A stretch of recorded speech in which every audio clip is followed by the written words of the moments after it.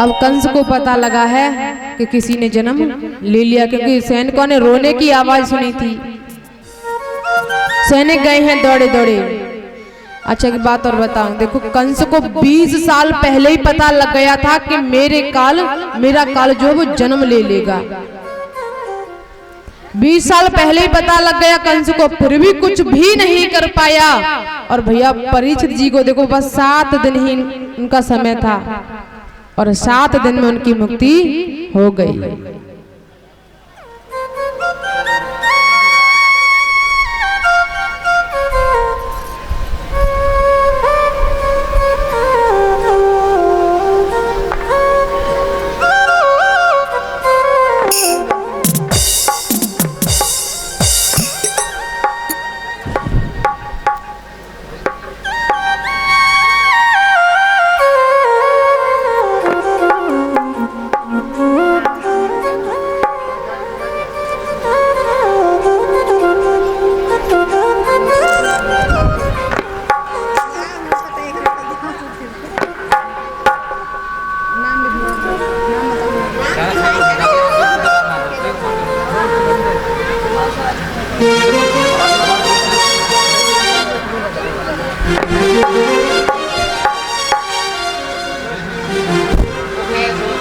कंस को पता लगा भैया, तो कंस आया है,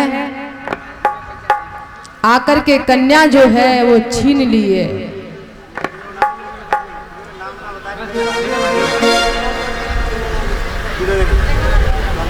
भैया हमारी तीनों मैया आई हैं, उन्होंने अपना नाम नहीं बताया है लेकिन स्वागत करती हैं। भगवान सुखी बनाए रखे हैं। सभी लोग जोरदार तालियों के साथ में स्वागत करेंगे।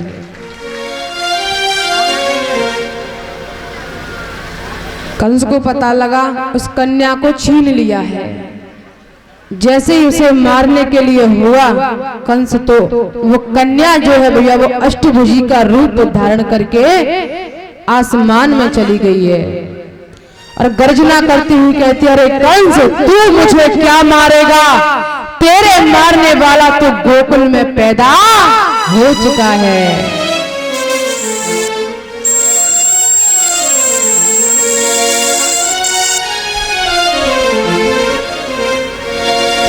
आकाश में चली गई ये बात कही। अब भैया कंस को बड़ी ही व्यथित चिंता लगी कि मेरे काल ने जन्म ले लिया। सभा में आके बैठ गया है। सभा में आके जब बैठ गया तो भैया सबसे कह रहा है, उसके पास में बहुत सारे राक्षस हैं, बहुत सारे दैत्य हैं। सभा में आके बैठा और उसने कहा कि मेरे काल ने जन्म ले लिया है, उसकी मृत्यु दंड देने के लिए कौन जाएगा? तो भैया इतने में पूतना आई है, पूतना। और मैया पूतना जो है वो कंस की बहन है। पूतना आई, उसने कहा कि मैं जाऊंगी। अब कंस ने कहा कि कैसे जाएगी? एक तो तू राक्षसी है, तुझे वहां घुसने कौन देगा अंदर घर में? तो पूतना ने कहा नहीं नहीं, मैं तो अपना रूप बदल लूंगी, मैं अपना रूप बदल लूंगी। तो कंस ने कहा कि ठीक है। कंस ने फिर से पूछा कि कैसे मारोगी? तो भैया पूतना ने कहा है कि मैं अपने स्तनों पर जहर लगा के उसे मार दूंगी। तो पूतना ने अपना रूप धारण किया है, नव युवती बन करके भैया हो गई है। और इधर में नंद बाबा के घर में या बधाई आनंद हो रहा है, क्योंकि लाला चौथेपन में जो जाए थे, अभी तक उनके घर में कोई बालक भी नहीं था। अब पूतना आई भैया, तो राक्षस तो लंबे होते ही हैं, ग्वाल वाल थोड़े छोटे छोटे थे। अब जैसे ही आई तो सबने कहा कि रास्ता दे दो, हट जाओ, लाला की मौसी आ रही है। सबने रास्ता दे दिया। तो लाला मैया पलना में सो रहे थे। पलना में सो रहे थे तो पूतना वहीं जाके खड़ी हो गई है। मैया यशोदा से कहती है कि मैं भी दर्शन कर लूं।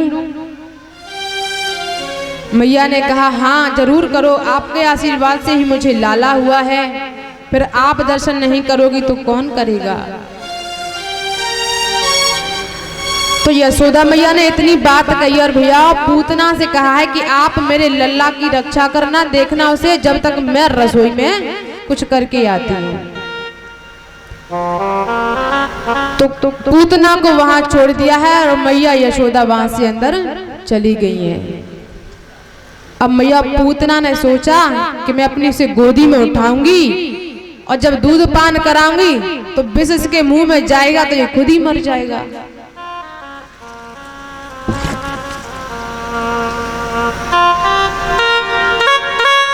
अब लाला को भैया चारों तरफ उसने देखा मैया और अपनी गोदी में लाला को ले लिया है,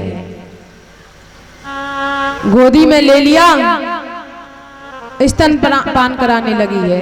तो भैया जैसे ही भगवान ने पूतना को देखा है तो भगवान ने अपने नेत्र बंद कर लिए हैं।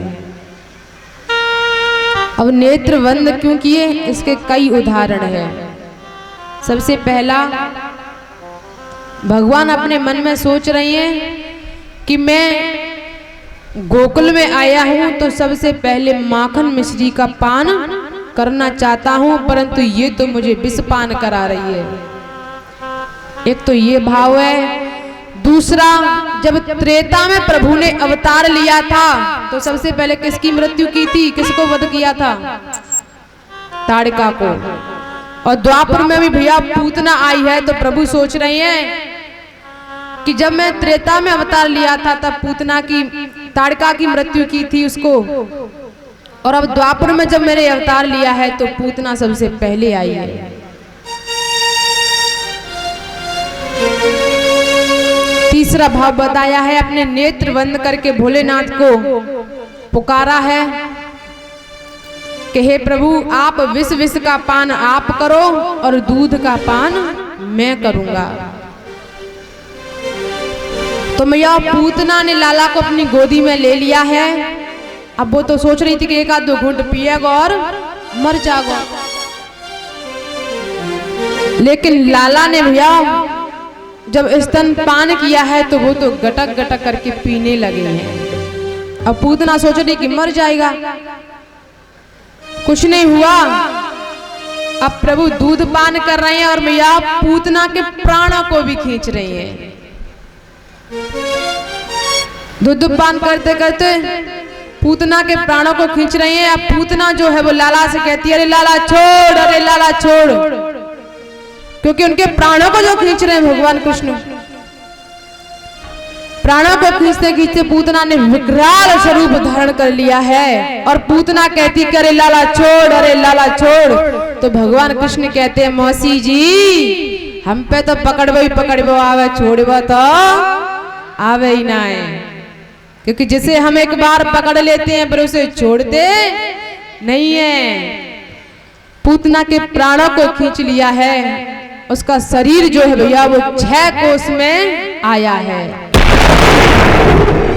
उसका उद्धार किया है। बोली कृष्ण कन्हैया लाल की जय हो। और लाला उसके ऊपर खेल रहे हैं। इतने में गोकुलवासी आए। गोकुलवासी आकर के एक एक दो दो चार चार लाठियां सबने पूतना में मार दी हैं।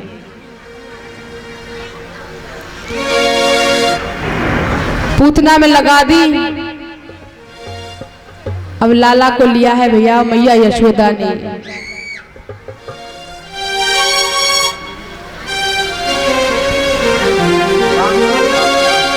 शांत हो जाओ भैया। अच्छा भैया एक बात और बताऊं, देखो जितना हो सके शीतलता से बात किया करो। वीर रस में कुछ नहीं है भैया, जितना हो सके नीचे नव करके बात कर लोगे और उतना ही दूसरों की नजरों में ऊपर उठ जाओगे। और मैंने इस गांव में मैया और भैया एक बात और सुनिए, मुझसे गुजारिश आई थी कि लड़ाई बहुत होती है, तो मेरी हाथ जोड़ के विनती है भैया कि लड़ाई न किया करें, आपस में ही मामले को सुलझा लिया करें। और भैया एक बात और है, वैसे मुझे कहने में तो हंसी आ रही, लेकिन आप ऐसा काम न करें तो अच्छा रहेगा। चप्पलों की चोरी ज्यादा हो रही है। देखो आप यहाँ कथा श्रवण करनी आती है, ये काम न करें। वैसे मुझे लग रहा है ये मैया नहीं करती होंगी, क्योंकि यहाँ की मैया बहुत अच्छी हैं भैया, बहुत। और यहाँ के भैया तो बहुत अच्छे हैं। मैंने भी कई जगह भागवत की हैं, कथाएं की हैं, लेकिन यहाँ की सी मैयाएं और यहाँ के भैया आज तक नहीं मिले हैं।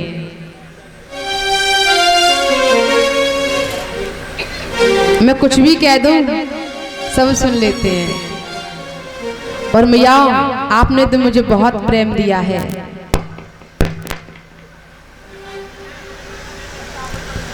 पता है मैया, मैं जब यहाँ से जाऊंगी ना तो आप लोगों की बहुत याद आएगी। अच्छा, आपको आएगी कि नहीं? नहीं आएगी। ये कहेंगी कि अच्छी गई, रोज रोज यहाँ पे आना पड़ता,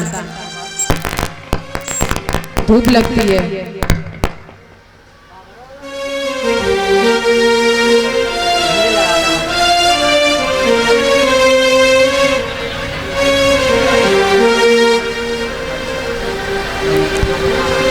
अब भैया पूतना के ऊपर से लाला को लेकर के गए,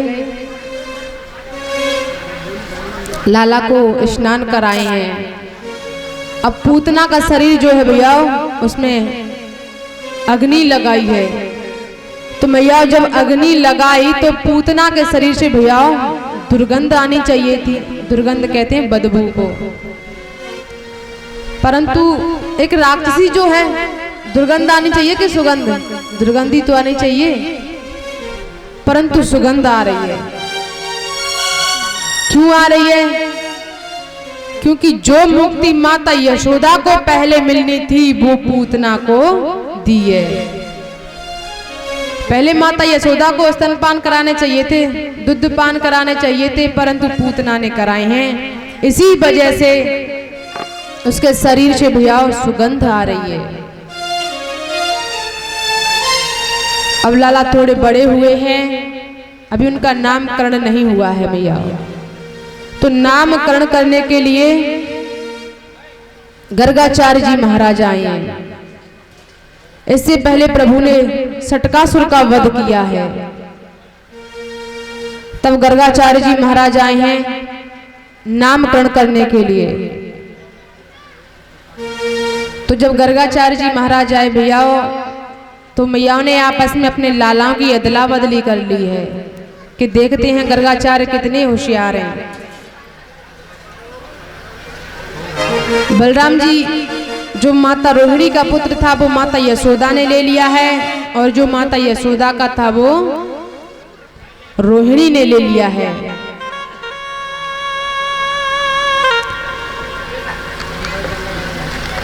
अब गर्गाचार्य जी महाराज आए और उनका नामकरण करने के भैया उनको आसन दिया है। तो प्रभु के दर्शन जब किए तो उनकी समाधि लग गई है।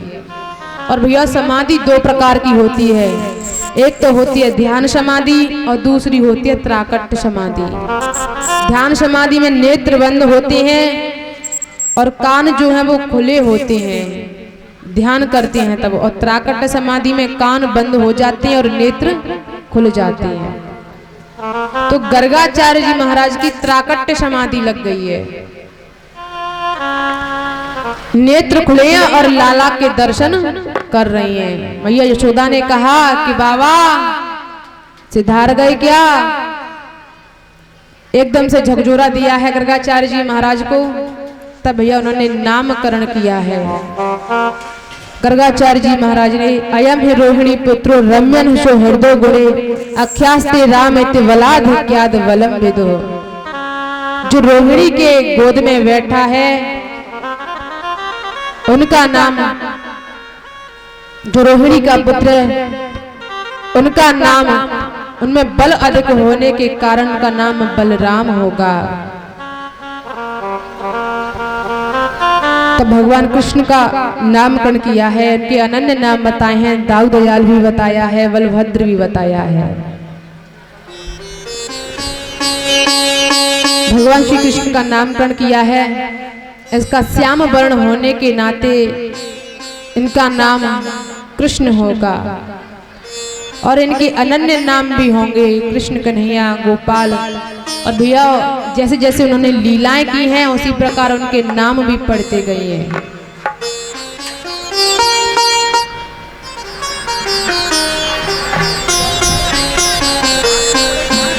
भैया देखो यहाँ की जगह पीछे बैठ जाएंगी तो मुझे और अच्छा लगेगा, क्योंकि यहाँ से ज्यादा मेरी निगाह यहाँ तक नहीं पहुँच पाती है, तो आपको समझ में भी नहीं आता होगा। पीछे पहुँच जाओ, मैं वहां तक देख लेती हूँ सबको, और एक एक मैया पे मेरी निगाह रहती है कि वो क्या कर रही हैं। तभी तो मैं कभी कभी गौर से देखती हूँ उन्हें।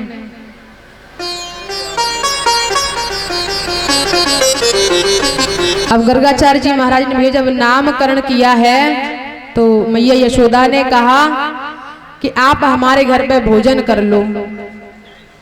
तो उन्होंने कहा कि भोजन नहीं करूंगा मैं, ऐसा करो आप मुझे सूखी सामग्री दे दो और मैं स्वयं बना करके खा लूंगा। तो भैया यशोदा मैया ने गर्गाचार्य जी महाराज को दूध दिया है, चावल दिए हैं और मेवा दिए है। बोले खीर बना लेना और खा लेना। तो गर्गाचार्य जी महाराज ने भैया खीर बनाई है। अच्छा भैया आप जब भोजन करती हो तो भगवान को भोग लगाती हो कि नहीं?